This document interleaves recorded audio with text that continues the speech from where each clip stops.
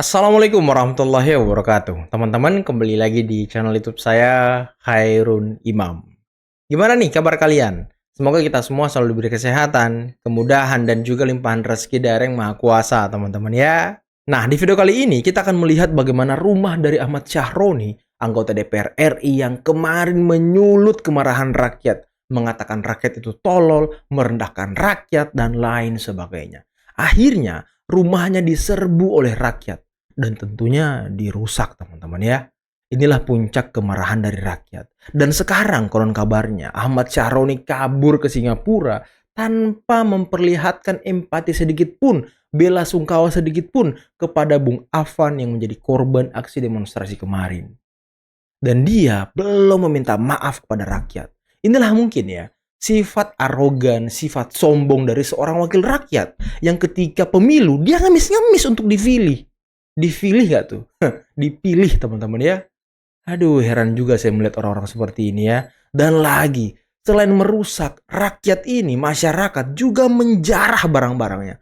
Untung moge-mogenya, mobil mewahnya udah nggak ada di situ, teman-teman. Dan ya, sempat terjadi ketegangan dengan mungkin penjaga rumah Syahroni kali ya. Selain itu, kita juga akan melihat seperti apa aksi dari Kang Deddy Mulyadi, Gubernur Jawa Barat, Bapak Aing.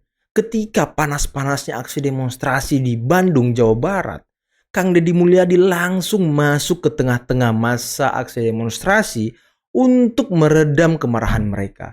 Dan agar tidak membakar gedung sate yang menjadi ikon dari Jawa Barat, teman-teman.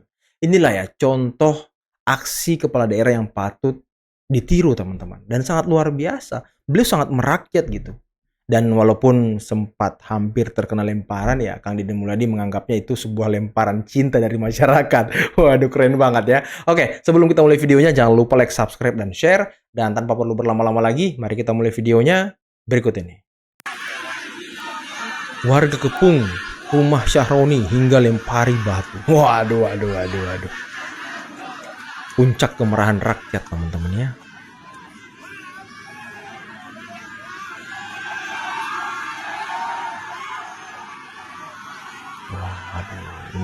Ini gokil sih. Oh, rumahnya di Tanjung Priuk ya. Wah, lu dilempari lu. Wah, hancurlah ini, teman-teman. Hancurlah rumah Syahroni ini. Mulai masuk ke dalam, pada manjat. Waduh. Berbahaya, mulai masuk ke dalam, manjat.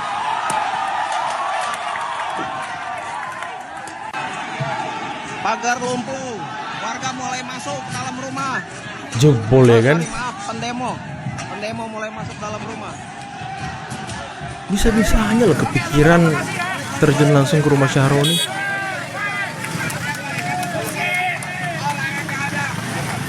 Orangnya nggak ada ya, orangnya nggak ada.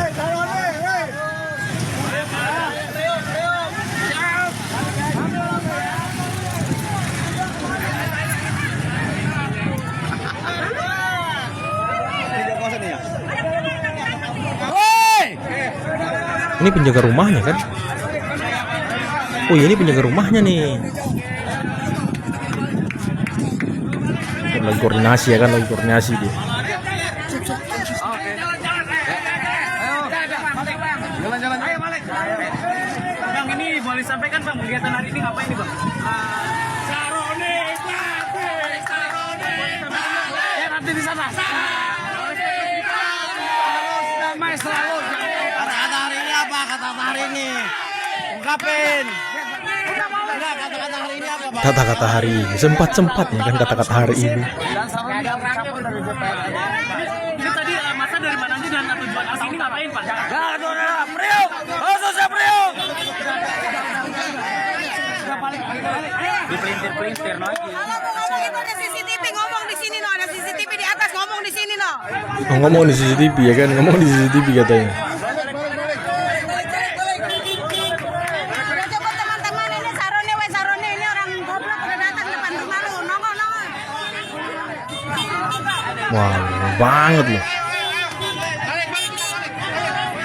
Udah gini doang ini. Ini ginian doang. Ini rumah yang tani.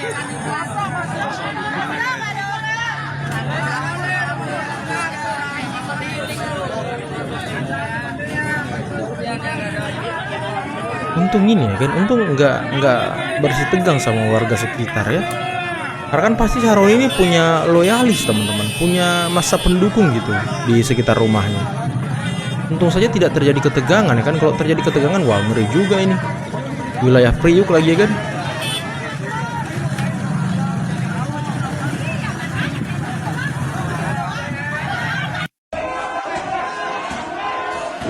Situasi terkini dari dalam rumah Ahmad Sahroni.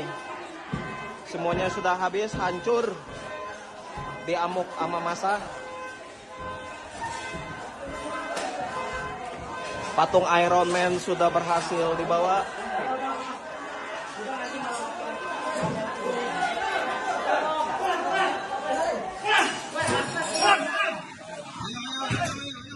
Woi, udah.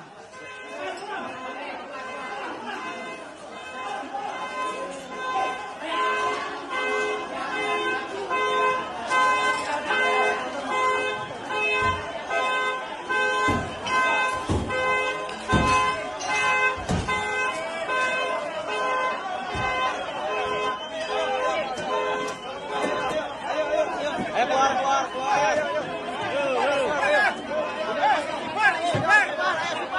Ayo udah istighfar semua. Sejumlah barang dijarah. Mulai masuk ke dalam, Wah. manjat. Berbahaya, mulai masuk ke dalam, manjat. CCTV ya? Hancur mobilnya guys. Waduh,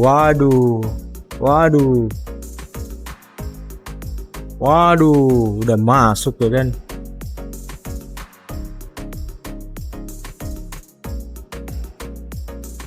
Situasi memanas ketika massa berhasil masuk ke dalam rumah dan menjarah. Waduh, jarah loh. TV guys. TV loh. Kursi itu, waduh, ini orangnya nggak ada di rumah loh. Aduh. Apa yang dibawa tuh? Kasur, kursi. Diambil semua loh. Diambil semua isi rumahnya loh. Apa itu? Karpet. Wah, ini apa ya? Ini kelewatan gak sih guys kalau seperti ini sampai menjarah seperti ini? Apa itu? TV juga? Apa itu? Habis barang-barangnya loh kalau begini. Woi, kompor 1M itu. Kompor 1M. Wah, rame banget ya. Siapa yang mau menertibkan kalau udah rame begini teman-teman? Wis, berangkas guys. Wih, berangkas apa itu? Microwave itu, bukan berangkas, microwave. Woi. Apa itu? Bantal. Apa itu? Banyak kali barangnya loh. Wah, ini perasaan Sahroni gimana ya? Waduh. Rumah udah hancur, dijarah pula barang-barangnya kan. Nah, ini momen ketika Kang Deddy Mulyadi masuk ke tengah-tengah masa aksi demonstrasi yang lagi panas-panasnya teman-teman. Yang sedang tak terkontrolnya gitu. Tuh, Kang Deddy pakai odol juga di mukanya tuh.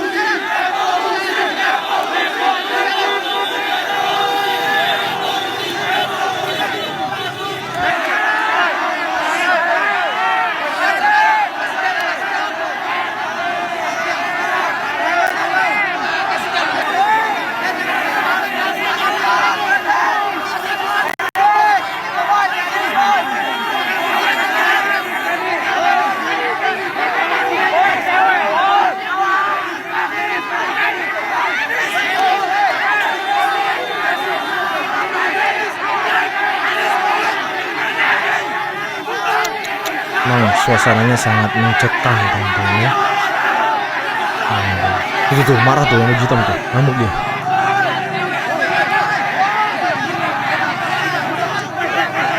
Ini bapak-bapak TNI yang ngawal nih.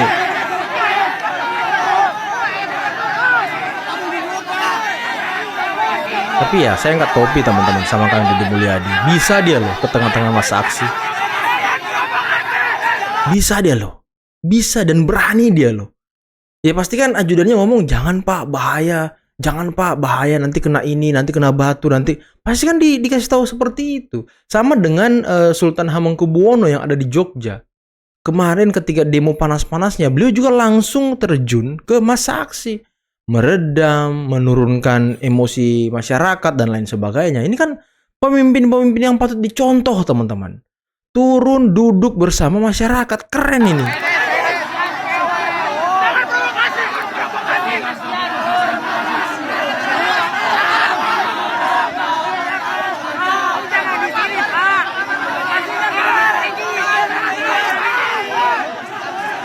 Rame banget loh.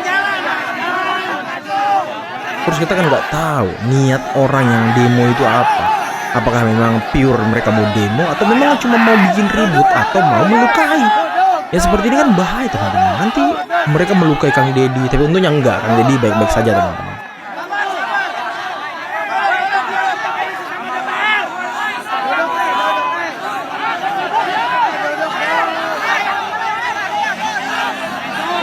Itu fungsi laser-laser itu apa ya?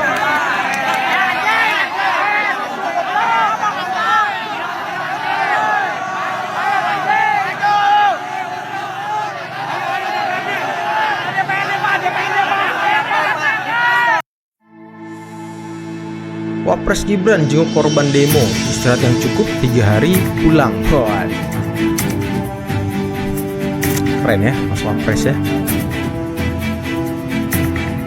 Wakil Presiden Gibran Rakabuming menjenguk para korban luka aksi demonstrasi tanggal 28 Agustus 2025 di Jakarta.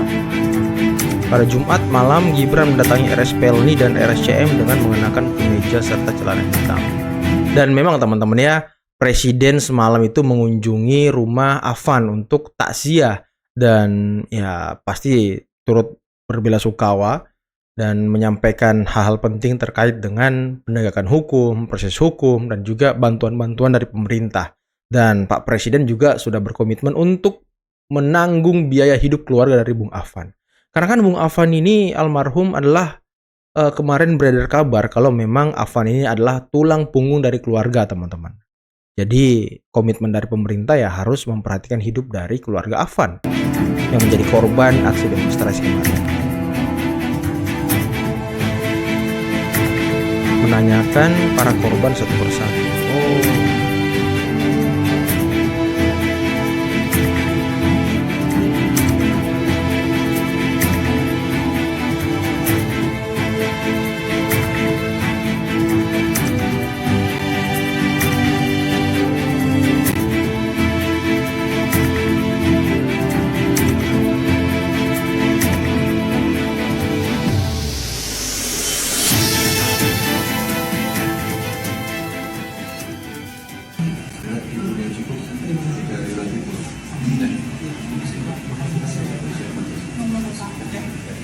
Keren banget Mas Gibran ya.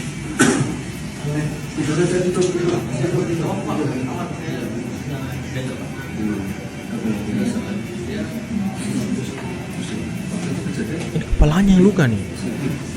Itu kan kepala belakang yang luka kan?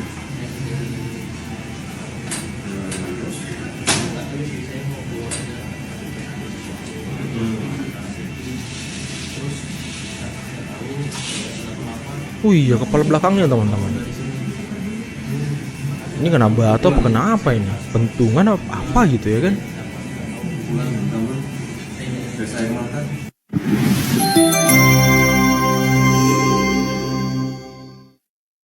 Bilang tadi Ya itu kan tadi tapi kan Pak Prabowo nggak kepingin kan si Hasto jadi sekjen. Nah, tadi kan kalau kata abang Jokowi biasa-biasa aja, bahkan cenderung happy dengan Pak Hasto jadi sekjen. Yeah. Soal Pak Prabowo sendiri yang sudah memberikan pengampunan dan mengambil resiko politik untuk membebaskan dan mengampuni Hasto, melihat dia kembali dengan gagah sebagai orang nomor 2 di PD Perjuangan, abang lihat itu gimana? Gini kalau Dari segi Pak Prabowo ya. Kalau Prabowo ini terus terang ya, orang ini kurang berpikir politisnya, kurang. dia kecenderung berpikirnya itu dalam aspek-aspek apa ya, persaudaraan, pertemanan gitu loh. Prinsip-prinsip universalisme dia nggak masuk ke dalam ranah politik yang realis Iya. gitu. Orang realis akan bilang Pak Prabowo tuh utopia, utopis gitu. Iya. Tapi bagi dia enggak. Prinsip-prinsip universalisme seperti persatuan, konfederasi segala macam itu sesuatu yang memang nyata apa adanya gitu, Iya. yang bisa diupayakan. Itu jadi sehingga dia kalau melihat Hasto ini menjadi sekjen, buat dia sebaiknya kan jangan gitu loh, ya kan? Karena dengan latar belakang sebagai orang yang mendapatkan amnesti, pernah terhukum, ya kan, apapun kan pernah berbuat salah. Pikirannya Pak Prabowo kan seperti itu. Tuh, sehingga dia ya udah terserah kalian lah kalau memang mau ambil langkah itu gitu. Tapi maksudnya apakah ini juga sedikit banyak menyakiti hatinya Pak Prabowo, Bang? Sebagai orang yang tadi kan Pak Prabowo kan udah ambil resiko politik nih. Banyak yang menuduh Ya. bahwa ini supremasi politik jadi di atas supremasi hukum dan macam-macam. Iya, jadi kan begini. Kalau kita bilang kecewa sih nggak kecewa banget ya. Cuman aneh aja dalam pandangan dia gitu loh. Kok ada orang yang seperti ini? Orang yang sudah terhukum, kemudian orang ini dapat amnesti, diampuni, tetap saja sebagai terhukum kan? Gitu. Kok masih dipakai lagi? Aneh aja buat dia gitu. Kalau penugasan lain masih Ah, mending. iya. Ini kan Oke teman-teman, itulah tadi beberapa video yang bisa kita simak, yang bisa kita saksikan pada kesempatan kali ini. Dan parah banget ya, rumah Syahroni dihancurkan loh, dirusak, dilempari batu, mobilnya pun yang ada di parkiran dirusak. Untung mogenya, mobil mewahnya udah nggak ada di situ teman-teman. Apakah Syahroni juga punya rumah yang lain ya untuk mengungsikan moge-mogenya itu, barang-barang mewahnya? Udah pasti ya kan, nggak mungkin ditaruh di situ. Nggak mungkin juga seorang anggota DPR RI, ya orang yang kaya dengan harta yang melimpah cuma punya satu rumah, kan nggak mungkin. Dan yang saya lihat tadi di beberapa berita itu katanya rumah kecil dari Syahroni gitu, rumah kampungnya kali ya. Tapi ya itulah teman-temannya, kemarahan warga, barang-barangnya sampai dibawa kabur, sampai waduh luar biasa emang. Ya beberapa hari belakangan ini, mulai dari hari Kamis, Jumat, itu Jakarta sangat panas. Dan di hari Jumatnya bukan hanya Jakarta, banyak daerah lain yang juga ikut membara teman-teman. Sampai hari ini pun, hari Sabtu ya kan, rumah Syahroni yang menjadi sasaran akhir mungkin. Nah sepertinya saya menduga ini menjadi sasaran akhir, puncak kemarahan warga gitu ya kan. Karena kan yang menyulut kemarahan ini sebenarnya Syahroni kalau saya lihat ya, kalau dari pandangan saya. Karena dia yang mengatakan rakyat tolol dan lain sebagainya, merendahkan rakyat. Kemudian diklarifikasi lagi oleh dia, katanya tolol itu berarti orang yang paling pintar. Nah ini kan orang yang sudah tersudut, orang yang sudah bingung. Ya hanya itu yang bisa dilakukan klarifikasinya, dan tidak elegan gitu. Dan akibat dari perbuatannya, dia pun diturunkan jabatannya dari pimpinan Komisi 3 menjadi anggota biasa di Komisi 1. Ya karena Nasdem juga mungkin berpikir, waduh ini bisa membahayakan posisi Partai Nasdem nih kalau dia dipertahankan gitu ya kan. Masa iya orang sudah berkasus, orang yang sudah berkasus dalam artian komunikasinya kurang baik gitulah teman-teman ya. Ya kita lihatlah teman-teman ke depannya seperti apa. Dan di Kuitang sepertinya masih ada riak-riak kecil, di DPR juga masih ada riak-riak kecil, dan di beberapa lokasi lainnya di Cirebon tadi juga sempat rusuh, sempat chaos juga, beberapa bangunan juga dirusak. Entah itu bangunan DPR apa seperti apa, tapi sasaran-sasaran di daerah itu ya DPR, polisi, dan lain sebagainya. Kalau di Jakarta ini kan DPR-nya agak sulit gitu. DPR RI itu agak sulit untuk ditembus. Kemarin udah sempat tembus tuh ke DPR RI, cuman langsung dihalau dan diamankan oleh aparat dari TNI. Dan rakyat kan selalu disebut sebagai dekat dengan TNI teman-teman. Makanya mereka tidak terlalu chaos di DPR RI. Tapi ya di daerah lain ya kita nggak tahu teman-teman ya. Seperti di Jakarta Timur, Polresnya sudah dirusak juga, sudah dibakar. Dan beberapa bangunan lain di Jakarta sudah hangus, halte dan segala macam.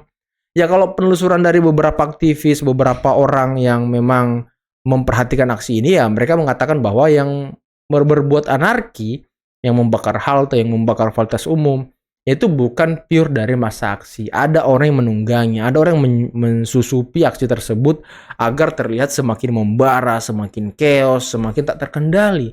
Dan itu yang mereka inginkan, teman-teman. Oke lah, mungkin cukup sekian dulu video kali ini. Kita doakan semoga bangsa kita semakin baik, semakin adem.